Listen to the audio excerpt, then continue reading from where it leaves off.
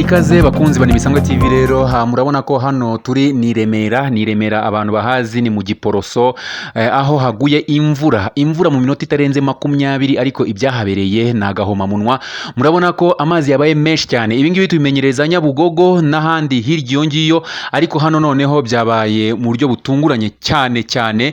Murabona ko imodoka zabuze aho zinyura, imodoka zahagaze, abapolisi baje, imodoka zirasubira inyuma, bigaragara yuko amazi ari menshi cyane. Gusa ikigaragara nuko imodoka isa nkaho yegutse cyangwa se iri hejuru yo yagerageza kunyura muri ayo mazi, ikanyura muri ayo mazi. Amazi rero yari menshi cyane, imvura kandi yaguye iminota mikeya, bikaba byibazwa ikibazo kimwe gusa, ese aya mazi yaturutse he? Ese ni imiyoboro y'amazi yagiye ziba?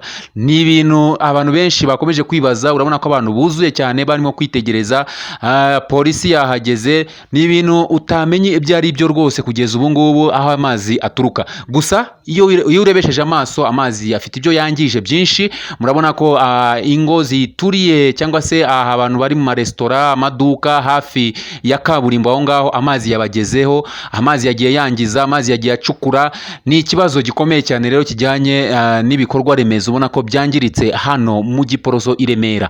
Ku bantu batazi mu Giporoso, ni ukuvuga ngo ni ahantu urenze ahitwa kuri Kamagen, uharenze gatoya ugana kuri Prince House, niho habaye ibibazo byose mubona. Imodoka zirasubira inyuma, abapolisi baje byabayobeye, nabo barimo baragerageza uko bashoboye kugira ngo babashe gukemura iki kibazo ndetse banasubiza abantu inyuma.